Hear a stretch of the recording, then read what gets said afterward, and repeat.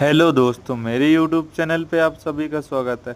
आप सभी को मैं बताना चाहता हूँ, कर्नाटक का देनूर गांव में एक 100 साल ज़मीन जो किसान लोग कर रहे थे कि इस खेती के लिए इस ज़मीन को दिया था। और इस ज़मीन को जब खेती के लिए दिया था, उसके बुज़ुर्ग लोगों ने, उनके बच्चों ने यह सोचा कि इस ज़मीन को मेन रोड आईटीपीएल सिटी की ओर से जब रोड निकल गया तो इसको घर बनाकर सेल करने लगे और इसके प्लाट काटकर बेचने लगे। एक प्लाट की कीमत कम से कम 10 लाख थी और प्लाट बेचते हुए, रजिस्ट्रेशन करते हुए पैसा ले लेते थे।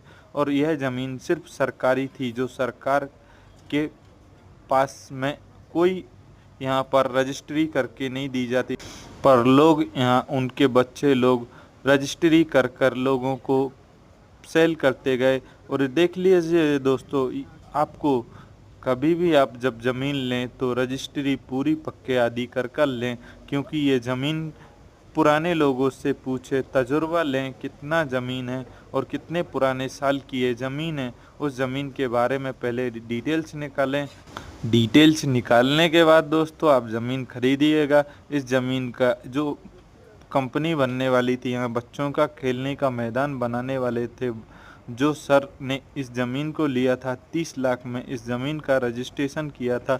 और जब वन विभाग ने यहाँ पर रजिस्ट्री निकाली तो इसमें बोला, उसने स्टाम्प पर दिए हुए 30 लाख का ज़मीन का रजिस्ट्रेशन दिखाया। तो उन लोगों ने जब रिकॉर्ड निकाला तो दोस्तों यहाँ पर 100 साल पहले का रिकॉर्ड निकाला। जब ये वन विभाग की ज़मीन निकली तो वन विभाग ने यहाँ पर आकर पुलिस के साथ में इस ज़मीन को अपने नाम पर रजिस्ट्रेशन कर कर पूरा बुलडोज़र चलाने का काम कर दिया है।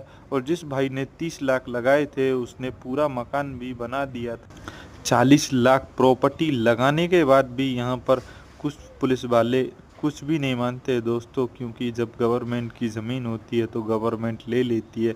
इसलिए अपने को ध्यान में रखकर जब ज़मीन की रजिस्ट्रेशन करें तो उसको कितने साल की है वह ज़रूर देखें और ध्यान में रखें, इसलिए आपका नुकसान ना हो दोस्तों। बहुत बुरा हुआ इस भाई के